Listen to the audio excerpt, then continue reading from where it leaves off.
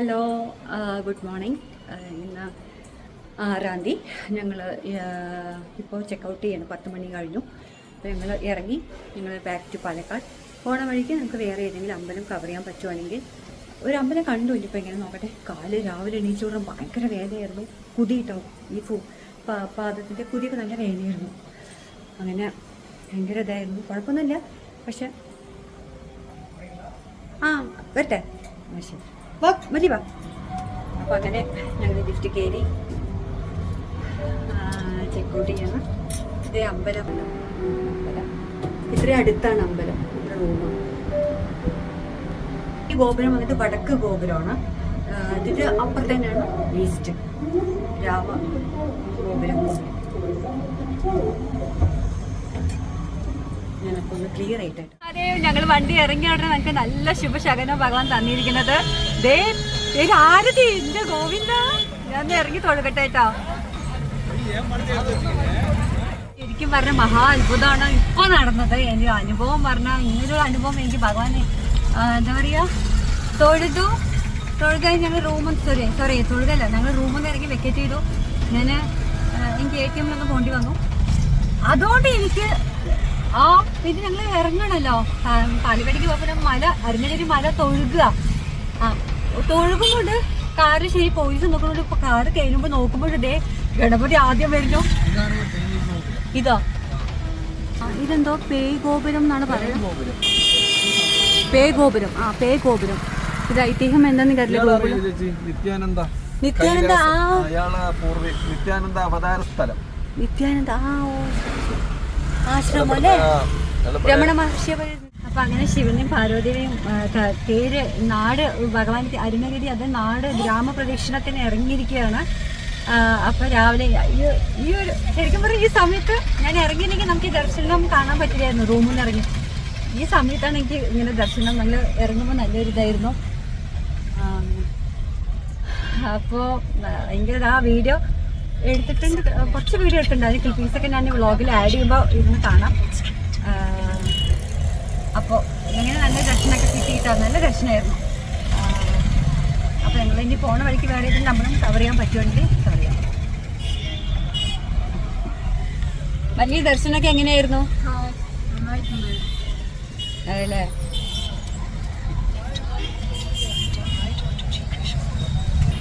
ഇതാണ് അരുണഗിരി മഹാദേവിൻ്റെ നാടാണത്.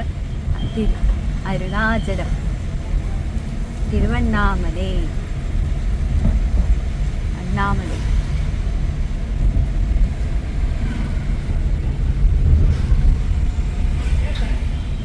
അപ്പൊ വഴി വേറെ എന്തെങ്കിലുമൊക്കെ നമുക്ക് കാണാം കേട്ടോ. ഇപ്പൊ ഞങ്ങൾ വേറൊരു അമ്പലം ഞാൻ പറഞ്ഞില്ലേ, പോണ വഴിക്ക് വരുമ്പോ തന്നെ ആദി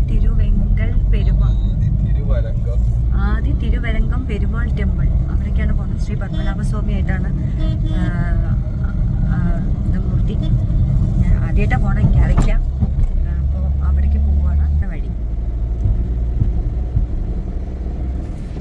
ഗൂഗിൾ അമ്മച്ചി ഉള്ളതുകൊണ്ട് പിന്നെ നമുക്ക് അമ്മച്ചി പറയുന്ന റൂട്ട് കൂടെ പോകുന്നുണ്ട്. 3 കിലോമീറ്റർ കുറച്ച് ഉള്ളോട്ട്. നല്ല വിശപ്പ് തുടങ്ങിയിട്ടുണ്ട്, എന്തെങ്കിലും കഴിക്കണം. ഭഗവാൻ ഒന്ന് മാർഗഴി മാസമാണല്ലോ, അപ്പോൾ ഭഗവാന്റെ ദർശനം ഒന്ന് എടുക്കുക. കഴിയാറായി, അടുത്ത ആഴ്ചയോടെ മാർഗഴി മാസം കഴിയാണ്. അപ്പോൾ ഈ അമ്പലത്തിൽ ഇപ്പോൾ വിശേഷം നമുക്ക് തൊഴുത് കഴിഞ്ഞാൽ അത്രയും കാണല്ലോ ഈ വിശേഷ മാസങ്ങളിലൊക്കെ. ഏകദേശം അടുത്തെത്തി 300 മീറ്റർ അടുത്ത് അതാ ഒരു അമ്പലം. തന്നെ അമ്പലം കേട്ടോ, തിരുവാരങ്കം.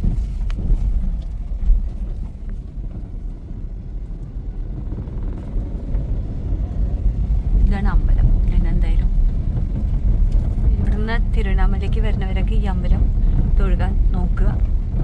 ഇങ്ങോട്ട് വരുമ്പോഴല്ലോ നമുക്ക് ഇവിടെ തൊഴുകാൻ പറ്റും. വലിയ അമ്പലമാണ് കേട്ടോ.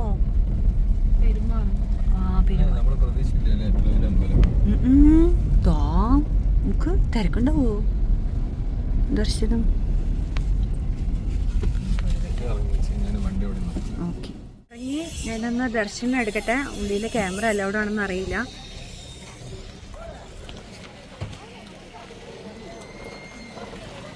ഇതാണ് അമ്പലമുള്ളിൽ. അവിടെ കുംഭാഭിഷേകം നടക്കണം ജനുവരി 28-ാം തീയതി. അപ്പോൾ കൊടിമരം പ്രതിഷ്ഠിക്കാൻ വേണ്ടി ഇന്ന് അതിൻ്റെ തിരക്കിൽ അപ്പോൾ ശ്രീ രംഗനാഥസ്വാമി മാർഗഴി മാസം ശ്രീ രംഗനാഥസ്വാമി ആണ്ടാൾ പെരുമാളായിട്ടായിരുന്നു. അപ്പോൾ ഇങ്ങനെ ദർശനം തന്നു.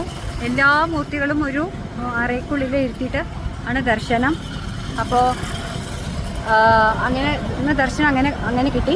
എല്ലാ മൂർത്തിമാരും എല്ലാവരും ഒരു അറയുടെ ഉള്ളിലായിരുന്നു. കാര്യം കുംഭാഭിഷേകം നടക്കുന്ന തിരക്കായതുകൊണ്ട്. ഓം ശക്തി നിറയെ ശക്തിമാരുണ്ട് കേട്ടോ. ഫുൾ ഓം ശക്തിമാരാണ്. ദേവരെ കടലിൽ വെക്കുന്നു. ഇതാണ് അമ്പലം. എന്തായാലും ഇവിടെ വരുമ്പോൾ എല്ലാവരും വന്ന് തൊഴുക കേട്ടോ. 2000 വർഷം പഴക്കമുള്ള അമ്പലമാണ്.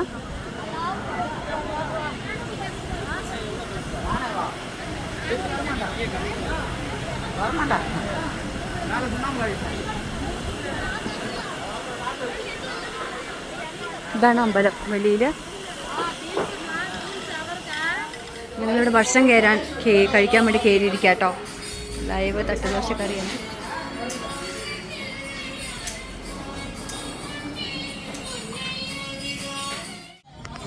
യെസ് മല്ലി ഫുഡ് കഴിക്കാൻ കയറിയിരിക്കുകയാണ്. വിശന്നിട്ട് വയ്യ, അതുകൊണ്ടാണ് തൽക്കാലം കിട്ടി അവിടെ കയറി. വേറെ നോക്കിയില്ല. നല്ല വിശപ്പ്. നേരെ 12-12:15 അപ്പോൾ ഇനി എന്തെങ്കിലും കഴിച്ചേ പറ്റും. അപ്പോൾ അതുകൊണ്ട് ഞങ്ങൾ അവിടെ കയറിയതാണ്. ഇപ്പോൾ എനിക്ക് ഒറ്റ ക്യാമറ ആയതുകൊണ്ട് എടുക്കാൻ ഭയങ്കര ദോശ പറഞ്ഞു. ചട്നിയാ? ദോശയും ചട്നിയും കഴിക്കുകയാണ്. ഇനി എനിക്ക് എടുക്കാൻ പറ്റും തോന്നില്ല. ഞാൻ കഴിക്കട്ടെ. Okay bye. ഇപ്പോൾ ഇവിടുത്തെ കഴിച്ചു. എനിക്ക് ഇതിൻ്റെ റിവ്യൂ പറയണമെന്നുണ്ട് കേട്ടോ. അതായത് അവർ പ്ലേറ്റിൻ്റെ മേലെ പേപ്പർ ഷീറ്റ് വിരിച്ചാണ് നമുക്ക് ഫുഡ് തരുന്നത്. അപ്പോൾ ആ പ്ലേറ്റ് കഴുകുന്നില്ല. കഴിച്ചവരുടെ പ്ലേറ്റ് അവിടെ തന്നെ വെച്ചിട്ട് അതിൻ്റെ മുകളിൽ പേപ്പർ ഷീറ്റ് വിരിച്ചിട്ടാണ് നമുക്ക് ഫുഡ് തരുന്നത്. ഞങ്ങൾ ശ്രദ്ധിച്ചില്ല. കഴിച്ച് കഴിഞ്ഞിട്ട് ഞങ്ങൾ പ്ലേറ്റ് വെറുതെ അവരെടുത്തിട്ട് പോയപ്പോൾ നോട്ടീസ് ചെയ്തപ്പോഴാണ് അറിഞ്ഞത് ആ പ്ലേറ്റ് കഴുകാണ്ട് അവിടെ തന്നെ വീണ്ടും ആ ഭക്ഷണം ഉണ്ടാക്കുന്നതിൻ്റെ അടുത്ത് വെച്ചിട്ട് ഓരോരുത്തർ വരുമ്പോൾ ഫുഡ് കഴിക്കാൻ വരുന്ന സമയത്ത് ഇവർ അതിൻ്റെ മുകളിൽ പേപ്പർ പ്ലേറ്റ് വെച്ചിട്ടാണ് നമുക്ക് അതിൻ്റെ മുകളിൽ ഫുഡ് വിളമ്പി തരുന്നത്. ഗ്ലാസ്സും കഴുകുന്നില്ല. വേറെ നമ്മൾ കുടിച്ച ഗ്ലാസ് അവിടെ ബാക്കിയുള്ള വെള്ളം കുട്ടിക്കളഞ്ഞിട്ട് ആ ഗ്ലാസ് അവിടെ തന്നെ വീണ്ടും ടേബിളിൻ്റെ മുകളിൽ തന്നെ വെച്ച് നമ്മളത് കുടിച്ചു. നമ്മളറിയാതെ ഇത് ചെയ്തു. എന്താ പറയുക, ശരിക്കും എനിക്ക് നോർമലായിട്ട് ഞാൻ ഏറ്റവും തട്ടുകടയിൽ നിന്ന് കഴിക്കുന്ന ഫുഡും ഫേവറേറ്റ് ആളാണ് ഞാൻ. പക്ഷേ ഇതിങ്ങനെ തമിഴ്നാട്ടിൽ ഇതൊരു എനിക്ക് അനുഭവം ഉണ്ടായ സ്ഥിതിക്ക് എനിക്കത് പറഞ്ഞു. ഞാൻ കഴിച്ചുപോയി. ഒന്നും ചെയ്യാൻ പറ്റിയില്ല, നിവൃത്തിയില്ല.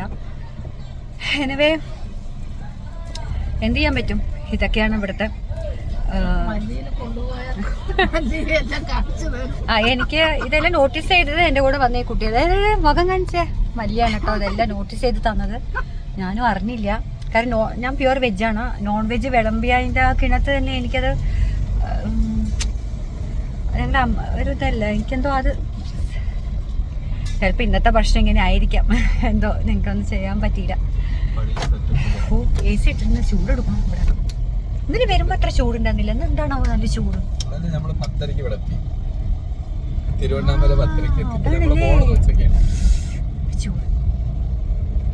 ചൂടെന്ന് പറഞ്ഞാൽ പൊള്ളണ ചൂടല്ല, പക്ഷെ ഒരു ജാതി ശരീരം ഒരു ചൊറിയണ ചൂട്. സുരേഷ് ഫുഡ് ഇഷ്ടമായോ? നീ ഇങ്ങനെ കഴിക്കും. നീ കഴിച്ച കിണ്ണത്തിൽ തന്നെയാണ് ഞാൻ ഒരാൾ വന്നു പറഞ്ഞ അവർക്കും ഫുഡ് ആ പേപ്പർ മാത്രമില്ലേ അതിൽ വിളമ്പി കൊടുക്കുക.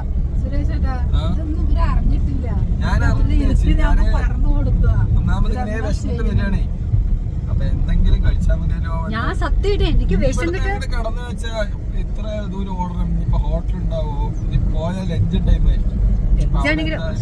പക്ഷെ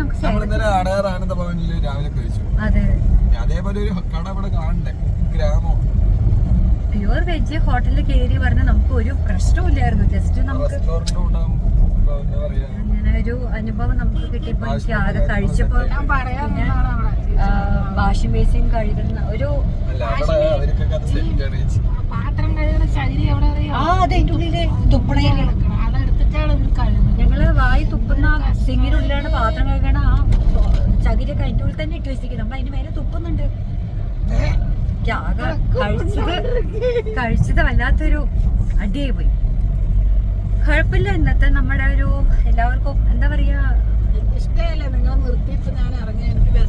എനിക്ക് വിശന്നിട്ടാ, ഞാൻ അല്ലാണ്ട് ഇറങ്ങില്ല. എനിക്ക് നിക്കാൻ വയ്യ. പരിക്രമം കഴിഞ്ഞ് ഒന്നും കഴിച്ചോ, ചായ പോലും അവർ ആരും കുടിക്കാത്തോണ്ട് ഞാൻ അത്രയും നമ്മുടെ നാട്ടില് തട്ടുകടയിൽ ഭക്ഷണം കഴിക്കാൻ കുഴപ്പമില്ല.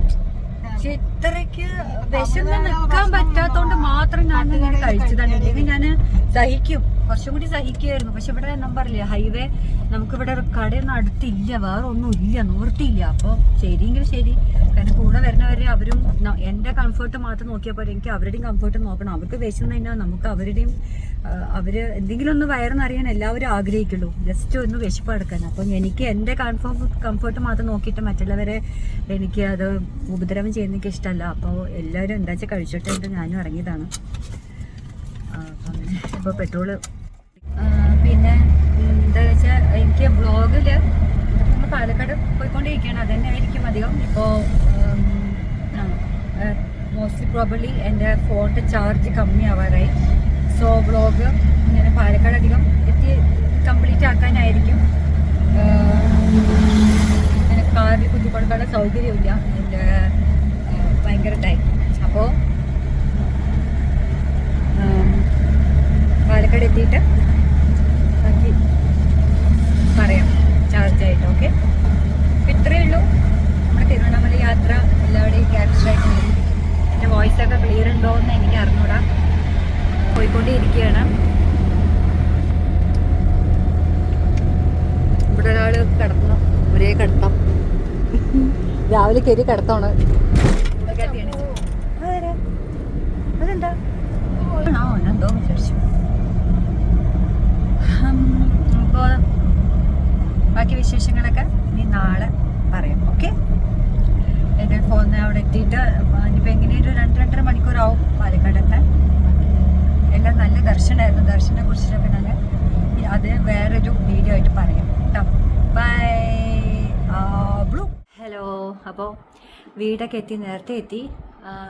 ഞാനിപ്പോൾ അതിൻ്റെ ബാക്കി വീഡിയോ കംപ്ലീറ്റ് ചെയ്യാം. കാരണം എൻ്റെ ഫോൺ ചാർജൊക്കെ കമ്മിയായതുകൊണ്ട് എനിക്ക് ഒരുപാട് എടുക്കാൻ പറ്റിയില്ല വീഡിയോ. ഒന്നും ഉണ്ടായിരുന്നില്ല, വരുമ്പോൾ ജസ്റ്റ് നമ്മൾ ടയേർഡായിട്ട് കുറച്ച് കിടക്കുകയായിരുന്നു. പിന്നെ പാലക്കാട് വേഗം എത്തി. പിന്നെ അന്ന് ഫ്രഷായി, നല്ല ചൂടോടെ കഞ്ഞിയും മുളകും അങ്ങനെ ഉപ്പേരിയൊക്കെ കൂട്ടി കഴിച്ചു.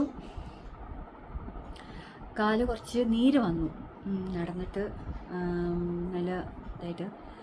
കഴിഞ്ഞ കൊല്ലം നടക്കുമ്പോൾ എനിക്ക് ഒരു കുഴപ്പമുണ്ടായിരുന്നില്ല. ഇപ്രാവശ്യം എനിക്ക് കാലിൻ്റെ അടിയിൽ എന്തോ ഒത്തിരി വേദന ഇതായി, നീര് വന്നു. പിന്നെ ഫുൾ ട്രാവലിംഗ് ആയിരുന്നില്ല, കംപ്ലീറ്റ് ട്രാവലിംഗ് ആയതുകൊണ്ട് 3-4 ദിവസമേ ഉറങ്ങിയിട്ട്. ദോഹയിൽ നിന്ന് വന്ന പിറ്റേ ദിവസം ഏർലി മോർണിംഗ് അതേ സ്പോട്ടിൽ തിരുവണ്ണാമലയിൽ പോകുന്നു, ഉറക്കമില്ല. അങ്ങനെ ഇതായിട്ട് പിന്നെ ഗിരിവലം ചുറ്റുന്നു, വേറെ അമ്പലങ്ങൾ പോകുന്നു. അപ്പോൾ കാല് കുറച്ച് സ്ട്രെയിനായി കാല്, അതുകൊണ്ടാണ് ഒത്തിരി ഇതായത്. കുഴപ്പമില്ല, എൻ്റെ കൂടെ നന്നാ ആ കുട്ടിക്കും അതെ സുഖമായി നടന്നു. ആ കുട്ടി ആദ്യമായിട്ടാണ് നടക്കണത്. പക്ഷെ അതിൻ്റെ കുറച്ച് ആ ഒരു ഇത്തിരി ബുദ്ധിമുട്ട് ആ കുട്ടി ഇത്തിരി പറഞ്ഞു. എന്നാലും കുഴപ്പമില്ല, എല്ലാവരും കഞ്ഞിയൊക്കെ കുടിച്ച് ഇനി ഒന്ന് ഉറങ്ങണം. നന്നായി ഉറങ്ങി എണീച്ച് കാലൊക്കെ നുവർന്ന് എന്നാൽ ബ്ലഡ് സർക്കുലേഷൻ വന്നാൽ മാത്രത്തിൽ ഒന്നും കൂടി നീരൊക്കെ ഒന്ന് പറ്റി. ഇപ്പോൾ ശരിക്കും കാലെല്ലാം ഉണ്ണിയപ്പം പോലെ ഉണ്ട്, ഓരോ കോഴിക്കട്ട പോലെ. ഇപ്പോൾ കുഴപ്പമൊന്നുമില്ല. എന്തായാലും എല്ലാവർക്കും ഇത് എത്രത്തോളം വലിയ വ്ളോഗ് ഞാൻ സെൽഫായിട്ട് ഒറ്റയ്ക്ക് എടുക്കണം, എല്ലാവർക്കും ഇഷ്ടപ്പെടുമെന്നൊന്നും എനിക്കറിയില്ല. എന്തെങ്കിലും തെറ്റുകുറ്റങ്ങളോ കുറവുകളോ എൻ്റെ ഭാഗത്തിന് എന്തെങ്കിലും വന്നിട്ടുണ്ടെങ്കിൽ ക്ഷമിക്കുക, പൊറുക്കുക. എല്ലാവരും ഒന്ന് എൻ്റെ ഈ വ്ളോഗ് ഇത്തിരി ക്ഷമയോടെ കാണാൻ നോക്കുക. ചിലപ്പോൾ ഇത് എൻ്റെ കോപ്പറേറ്റിങ്ങിൽ ഞാൻ എങ്ങനെയൊക്കെ എടുത്തു ഒന്നും എനിക്ക് അറിഞ്ഞൂടാ. അപ്പോൾ നല്ലതാണെങ്കിൽ അത് ഭഗവാൻ നിശ്ചയിച്ച ഓരോ കാര്യങ്ങളാണ്. നിങ്ങൾക്ക് ഇതിൽ ഓരോ കാര്യങ്ങൾ പറഞ്ഞു. പരിക്രമം തിരുവണ്ണാമലയിൽ പോകുമ്പോൾ എല്ലാവരും ഗിരിപ്രദക്ഷിണ ലൈഫിൽ വൺസ് അറ്റ് എ ടൈമിലേക്ക് ചെയ്യുക. നമ്മൾ വൃന്ദാവനത്തിൽ പോകുമ്പോൾ ഗോവർദ്ധന പരിക്രമം ചെയ്യാറുണ്ടല്ലോ, അതേപോലെ തന്നെയാണ് അരുണഗിരി. എന്നെ സംബന്ധിച്ച് എനിക്ക് പറ്റിയത് വൈകുന്നേരത്ത് ഒന്നെങ്കിൽ 5 o'clock ശേഷം എനിക്കിട്ട് എന്നെ സംബന്ധിച്ചിടത്തോളം. പിന്നെ രാത്രി ഫുൾ നമുക്ക് അവിടെ എപ്പോഴും പരിക്രമമാണ്, അവിടെ ഇങ്ങനെ ടൈമൊന്നുമില്ല, എപ്പോൾ വേണമെങ്കിൽ നിങ്ങൾക്ക് പരിക്രമം ചെയ്യാം. അപ്പം ഞാൻ എന്തായാലും രാത്രിയാണ്. നല്ല തണുത്ത കാറ്റ്, നല്ല കാറ്റായിരുന്നു, നല്ല രസമുണ്ടായിരുന്നു, നല്ലൊരു നല്ലൊരു വൈബായിരുന്നു. എനിക്ക് ഈ ടൈം ഞാൻ പോയി ചെയ്യും. പിന്നെ 1 മണിക്ക് ശേഷമാണ് സിദ്ധർ സ്വാമികൾ അവിടെ നിന്ന് ഇങ്ങോട്ട് ഞങ്ങൾ ഓപ്പോസിറ്റായിട്ട് നടക്കുക. അപ്പോൾ അത് കിട്ടാൻ നിങ്ങൾക്ക് അങ്ങനെയുള്ള ദർശനം വേണമെങ്കിൽ രാത്രി പരിക്രമം ചെയ്ത് അവർ ദർശനം കിട്ടും. എൻ്റെ അനുഭവം പറഞ്ഞതിന് എനിക്ക് വല്ലാത്തൊരു അനുഭവമായിരുന്നു. സിദ്ധർ സ്വാമികൾ 3 പേരെ ഞാൻ കണ്ടു. ഒരുപാട് അനുഭവമായിരുന്നു. 3 പേരെ എനിക്ക് എൻ്റെ പേഴ്സണൽ ആയതുകൊണ്ട് എനിക്കത് വെളിപ്പെടുത്താൻ എനിക്ക് താല്പര്യമില്ല. സിദ്ധരായിട്ടുള്ള അനുഭവങ്ങൾ, ആ അനുഭവം നിങ്ങൾക്ക് കിട്ടും, വരും. അപ്പോൾ സിദ്ധന്മാരെ കാണണമെങ്കിൽ രാത്രി 12 മണിക്ക് ശേഷമുള്ള പരിക്രമയിൽ അവരെ കാണാൻ സാധിക്കും. എനിക്കത് ഭയങ്കര ഒരു അനുഭവമായിരുന്നു. എനിക്ക് അങ്ങനെ കിട്ടി, കണ്ടു, പരിക്രമം ചെയ്തു, മഹാദേവൻ്റെ ദർശനം എല്ലാം നന്നായിരുന്നു. ഇനി ദർശനത്തിനെ കുറിച്ച് ഞാൻ വേറൊരു വീഡിയോയിൽ ഞാൻ പറയാം, നമ്മുടെ അനുഭവങ്ങളും ദർശനവും ഒക്കെ. ഓക്കെ, അപ്പോൾ നിങ്ങൾ കിടക്കട്ടെ. ഇനി രാത്രിയായി, ഇപ്പോൾ ഇവിടെ 10:30 രാത്രി. ഇനി ഉറങ്ങി ആവട്ടെ. അപ്പോൾ അത്രയേ ഉള്ളൂ. ഞങ്ങളുടെ വീഡിയോ ഇഷ്ടമായി വെച്ചാൽ എല്ലാവരും ക്ഷമയോടെ കാണാം, സപ്പോർട്ട് ചെയ്യുക ഞങ്ങളുടെ ചാനലിനെ. ശരിക്കും പറഞ്ഞാൽ ഇത് കുട്ടികളുടെ ചാനൽ.